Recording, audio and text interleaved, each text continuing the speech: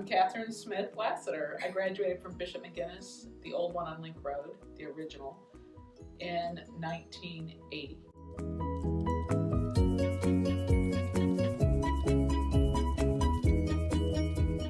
So there was a committee for the 50th anniversary of Bishop McGuinness, and they asked my mother, who still lives at the house on Country Club Road, if they could have the 50th anniversary, part of the 50th anniversary celebration, not the entire celebration, at her home, because that was the original building that was used for Bishop McGuinness and St. Leo's until they built both St. Leo's and then Bishop McGuinness. So the building on Link Road was built in 1959, and I believe St. Leo's was 1957. So what had happened was the home had been a private home, and it was owned by a family named Huntley. And the Huntleys owned a big furniture business, and the man was very wealthy, and he had this large home. When Mr. Huntley died, and by the way, he had 5 girls. Mr. Huntley died, and then his widow lived there, and when she died, well into her 80s, the home was for sale, and there was a need to build the Catholic schools. And again, this was the 50s, 57.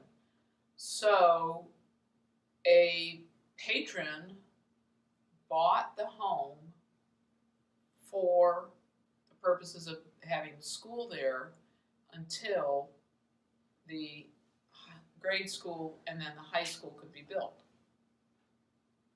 And the grade school was built first in the high school, and they called it Villa Maria Anna because the benefactress was Maria Anna, and her portrait hangs in the current Bishop McGuinness in Kernersville. That's the lady in the black dress, and it's not a very good portrait. And her portrait hung in the old Bishop McGuinness on Link Road as well.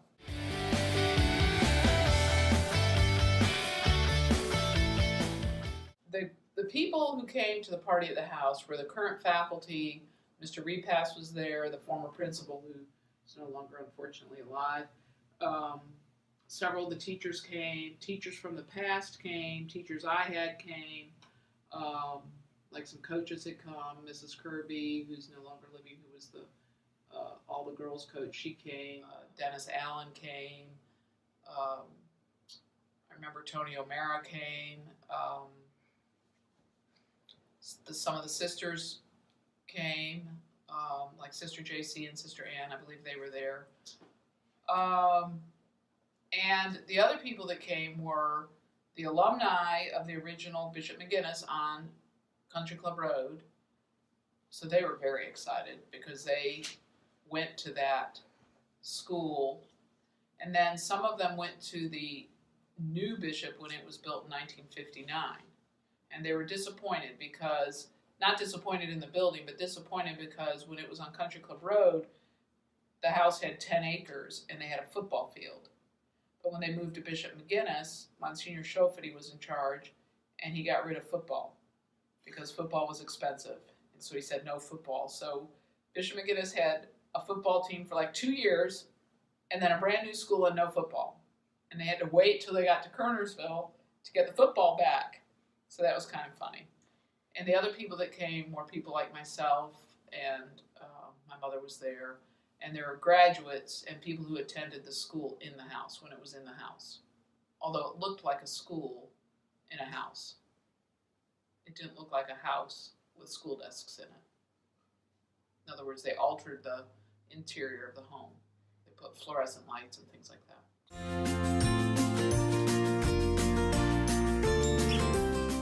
Oh, the party was festive. There was a lot of food. I'm sure there was alcohol. People told stories. The older people who had gone to school in the house were really excited.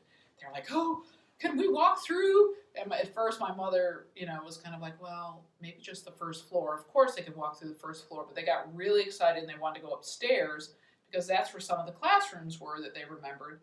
And what's funny is that the classrooms are now bedrooms because they originally were bedrooms. And so when it was a school, They had taken all the bedrooms, and the bathrooms were interior between bedroom and bedroom and a bathroom. So when it was a school, to have codes correctly for a school, they changed the bathrooms to exterior hallway bathrooms like you'd have in a normal school. And when we first moved into that house when I was 14, the bathrooms were still on the outside of the hallway, but they weren't like industrial. They were like a home. But my mother had moved all the bathrooms back between the bedrooms, like what they call now buddy baths, because my mother loves historic homes. And so she had taken the revisions that they did to the house when it was a school and put it back to the way it was when the Huntleys had it. So these very excited, like 60-year-olds, were really excited about seeing their classrooms upstairs, but they looked nothing like classrooms because they looked like bedrooms. And so that was kind of funny. And when we moved in, there were sinks in every bedroom as well. Because after it was a school, they used it as a while for like a center for missionaries, and there were some sisters living there, and they were missionary nuns. And I don't know if the sinks were there when it was a school or not, but the house was painted school colors, so the bedrooms in the house were like ugly yellow, ugly green, ugly peach. And so that was one thing that had really ugly green, had to get changed when we lived there. Plus there were fluorescent lights up and down all the hallways and in the bedrooms when we lived there. So by the time these excited school people got there, the house upstairs totally looked different from when it was a school. But they tromped around the whole house and they were very excited. A couple of them met there and ended up getting married. I can't remember their names, but anyway.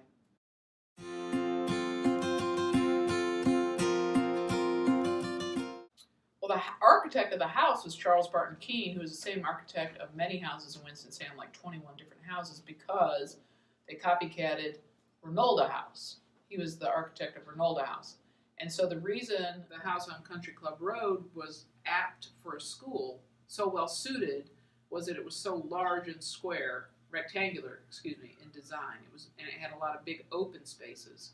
So the porch that we call the porch, we played ping pong and pool on the porch. At the time it was a school, they had converted part of the outside porch and made it all one big long inside porch, or solarium is the word, and they used that for the lab for like biology and chemistry, and they actually built a little platform so the teacher could do the labs up on the platform. And they said they also had typing in there, and there's a picture of them in an old yearbook with old-fashioned typewriters looking very serious as they were typing.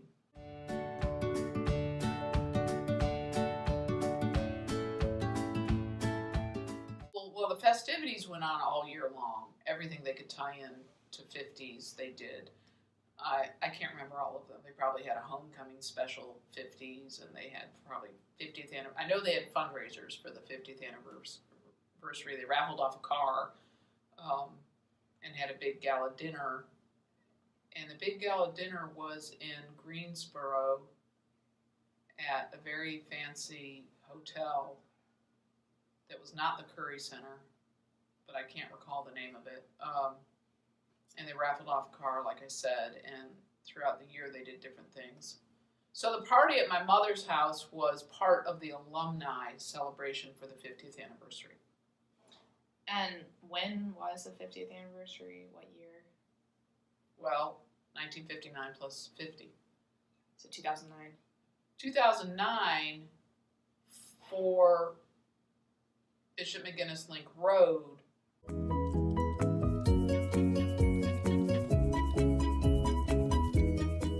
Yes. Now the house has 2 or 2.5 acres. The other acres were sold off. There used to be a tennis court for the high school and a football field and a playing field, because my original gym teacher and coach was named Sarah Kirby. And she was hired, when Bishop McGuinness was in that house, she was hired as a young college graduate as their first female coach. And I don't know where they played basketball. They might have played basketball outside. So they had a basketball team.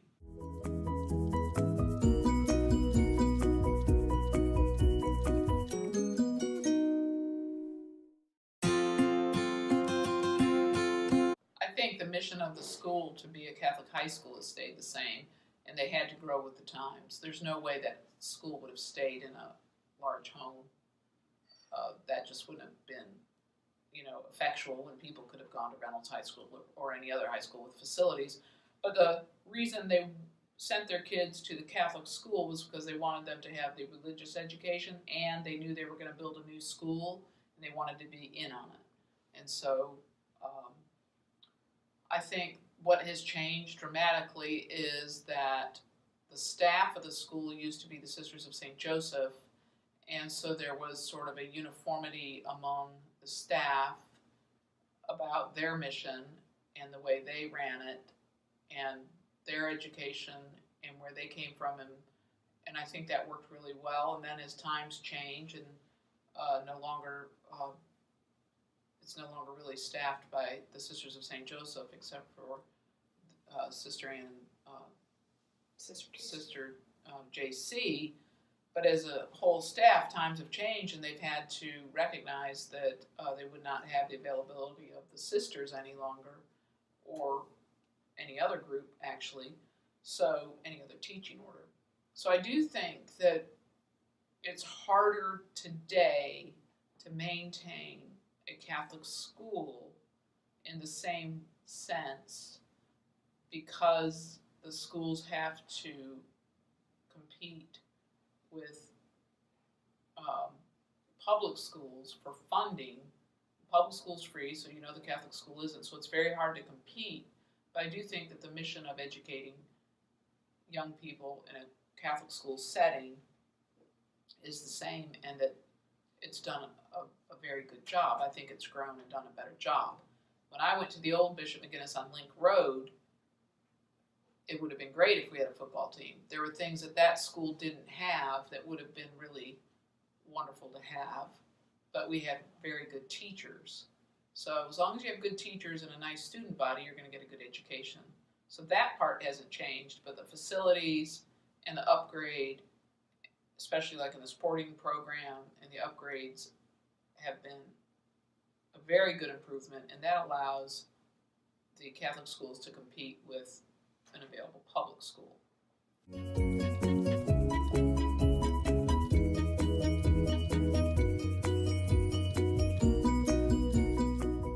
I sent my children to Bishop McGuinness because they went to St. Leo's, and the oldest, Zachary, had a choice. He said, well, you can go tour Reynolds and you can look at that, or you can choose Bishop. And he did not want to tour Reynolds High School. He wanted to go to Bishop because some of his friends were going, and he thought it would be a great place for him to go to school, a nice transition, good education, and one just followed suit after the other. And I do think it's easier for a family to stay in one school than to have everybody in 10 different places. Personally, I really do think that Bishop McGuinness is a superb school in terms of driving and never letting up on their education. There's not a lot of slack time, which is good. And they provide for getting kids to the next level.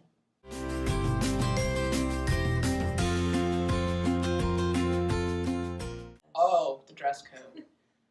So, I can't speak for when it was in the house, but when I went there, girls had to wear either skirts or dresses or dress pants.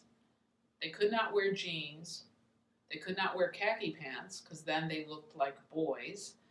They could not wear a collared shirt that was like what I call a tennis shirt, or like an LL Bean shirt or a Land's End shirt, unless you were on the tennis team and it was your insignia shirt. Well, there was only about 10 of us on the tennis team, so you could only wear the shirt like once a week because you had to wash it. They had to wear dress shoes or nice shoes, although once I got in trouble for wearing clogs because they made noise. The boys had to wear ties. The boys could wear any color pants they wanted, any shirt they wanted, as long as it was a shirt that could have a tie on it, like a button down. Some boys wore tennis shirts, what I call tennis shirts with the collars, like a LL Bean shirt or a Land's End shirt with a tie, and they kind of snuck by, and that was okay. We could not wear sweatshirts or letter jackets or insignia wear. There was no insignia wear in class. So you had to have like a sweater. Guys didn't wear sweaters. I don't remember any guy ever wearing a sweater, but I do remember they wore undershirts. But the guys looked nice, and what was very popular were corduroys. So most of the guys wore corduroys, like Levi corduroys, and they just ripped the tag off because the sister said they couldn't wear Levi's, so they'd rip the tag off. And the girls looked very nice. When it was not 90 degrees, you did not have to wear stockings, but in the winter, or hosiery, or whatever they call it now, pantyhose. But back then, you had to wear that unless it was hot, because the school was really hot. So then, nowadays, the uniform has changed in my own children's lifetime. My oldest son is 26, and it's changed from non-khaki pants. They could be khaki, black, or blue. Now they're all khaki. Girls could wear skirts. Now they can't. Now everyone has to wear khaki, and everyone has to wear the Land's End shirts. So now everyone looks the same. And I've bought so many uniforms in my life, I can't stand it. And I really dislike khaki on almost everyone. Nice. I think khaki is unattractive. I thought Zach was 24. He's 26, April 19th. Yeah. So the guys look okay in khaki. I just think that girls in khaki pants, unless they're tailored It looks pants, skin color. look terrible and unattractive. And if that's the goal, I think that's a real shame, because it's sending women the wrong message that they can't be attractive. And we are attractive human beings. And I think that men are attractive, women are attractive, and we ought to all be attractive. Not distracting, just attractive.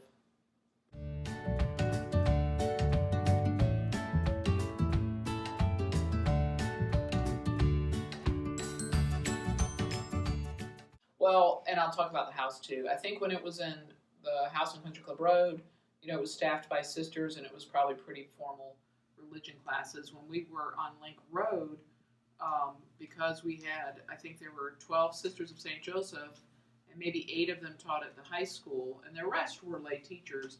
We usually had a Catholic teacher for religion. First year I had a priest who came to the school every day to teach religion. Can't remember his name. Sorry. The second year, though, I had my gym teacher who was Moravian, and she taught the book, but the book was like on social justice, so we just went through that. And the third year, I had, I think, a Catholic teacher who was not a sister. The fourth year, we had a teacher who had been a sister, but had dropped out of her order, but was now a teacher. And so we had a mixture. We basically went by whatever the books were that they gave us. And the religion classes tended to be really easy and not too in-depth. But what the school did at the old Bishop was we went to Mass every month. I remember that. The sisters did a lot regarding Easter and Christmas. They did really nice Christmas masses. There were Advent wreaths everywhere, and we went and lit them. I remember with Sister Dennis, we went and lit them out in the front foyer. And that was always very nice and spiritual.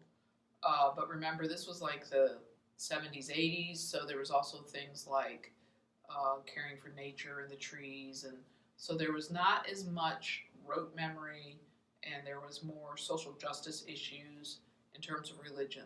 Now what's changed now is you have a lot of youth ministry work. We had none. We had no youth groups. There was no youth minister. There was no teen masses. There was no like ambassadors of goodwill or peer ministers, none of that. We did go on retreats. They were usually like somewhere out in Tanglewood or Tanglewood Park or someplace close by. I don't remember the retreats being very effective.